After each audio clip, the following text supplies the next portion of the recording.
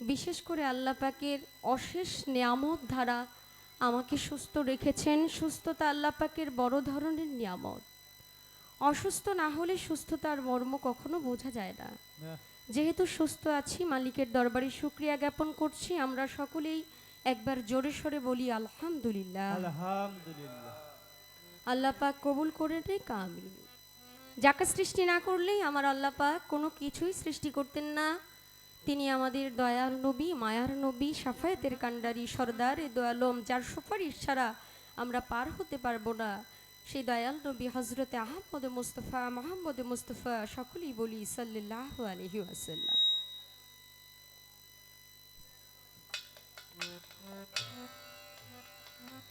আমি শ্রদ্ধা ভরে স্মরণ করছি মাওলা আলী করিমুল্লাহ বাদশু, মা ফাতেমাতুজ জোহরা রাদিয়াল্লাহু তাআলা আনহা, ইমাম হাসান, ইমাম হুসাইন, পাক পাঞ্জাতনের প্রতি ভালোবাসা মহব্বত আমার কালবে জমা রেখে, শ্রদ্ধা রেখে। যেটা নয়েজ করতেছে এটা সাউন্ডটা একটু আমার ভোকাল কমিয়ে দিয়েছেন আপনি। হ্যালো, একটু বাড়বে। হ্যালো, আপনি দেখেন কোনটা নয়েজ করতেছে। পাক পাঞ্জাতনের প্রতি শ্রদ্ধা সম্মান রেখে, আমার কালবে জমা রেখে, তাদের প্রতি মহব্বত। আদম আলাইহিস সালাম থেকে শুরু করে শেষ নবী পর্যন্ত যত নবী রাসূল পয়গম্বর দুনিয়াতে আগমন করেছেন, বেলায়েতে শুরু থেকে আজও পর্যন্ত যত উলিয়া গাউস কুতুব পীর মাশায়েখ যেখানে যেভাবে যে হাল্লতে আছেন, সকলের দরবারে ভক্তি শ্রদ্ধা রেখে, যাদেরকে উপলক্ষ করে এত সুন্দর পৃথিবীর আলো দেখতে পারলাম, আমার শ্রদ্ধাভাজন মা বাবার প্রতি ভক্তি শ্রদ্ধা রেখে, যিনি আমার চার তরিকার মুর্শিদ, আমার নিদানের কান্ডারি গাউসুল আজম মাইজভান্ডারি হজরত মাওলানা সৈয়দ মুজিবুল বশর আল হাসানি আল মাইজভান্ডারি, সেই চরণের দিকে দৃষ্টি রেখে ভক্তি রেখে, যিনি আমার বাউল গানের শিক্ষাগুরু, যার নামের দোহাই দিয়ে দেশ বিদেশে ঘুরে বেড়াই, আমার বাবার প্রতি শ্রদ্ধা রাখছি।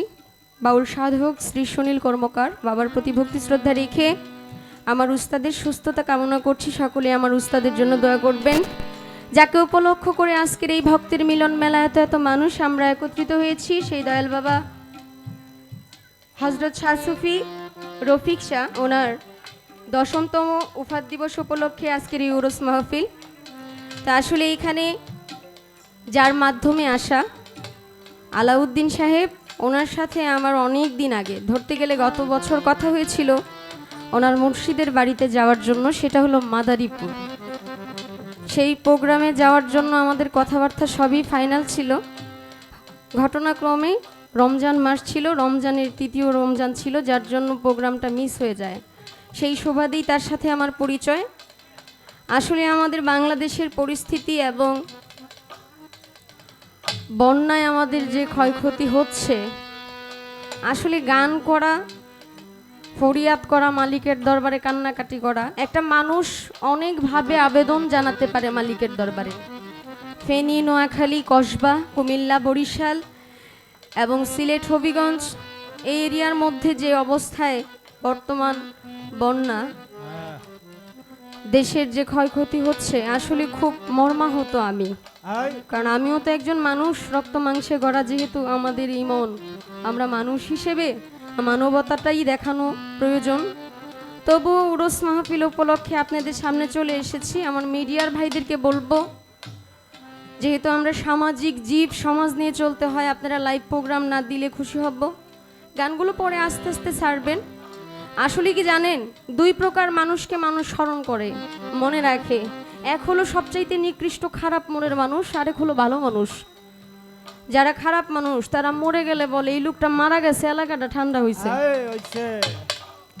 আর কিছু মানুষ আছে মারা গেলে মানুষ আফসোস করে বলে গ্রামটা একদম কানা হয়ে গেল রে। আমাদের ইউটিউবার ভাইদের মধ্যে এমন কিছু ইউটিউব আছে যারা প্রচার প্রসারের জায়গার মধ্যে এমন অপপ্রচার করে বেড়াচ্ছে, তারা টাকার প্রতি এতটা মরিয়া হয়ে গেছে যে আসলে তার ঘরে যে মা বোন আছে সেটা সে ভুলেই যায়। সেও যে একটা মায়ের সন্তান সেটা সে ভুলে যায়, কারণ তার ভিতরে সে অস্তিত্ব থাকে না। সে ভুলে যায় যে একটা নারীকে বিক্রি করে খেলে মনে হয় আমার খুব ভালোই হবে। সে নিজে নারী সেজে মানুষের সামনে প্রচার করে যে আমি অমুক। তা আমি বলবো সত্য বলে কান্না করার চাইতে, মানে অসৎভাবে টাকা ইনকাম করার চাইতে সত্যভাবে 10 টাকা কামাই করা অনেক ভালো, ভালোটাই থেকে যাবে। সকলের প্রতি সালাম রেখে, আমাদের নেতৃবৃন্দদের প্রতি সালাম রেখে, আমরা যারা শিল্পী আছি আর কি, বাউল শিল্পী, আমরা কোনো দল করি না বাবা, আমরা কোনো দল করি না।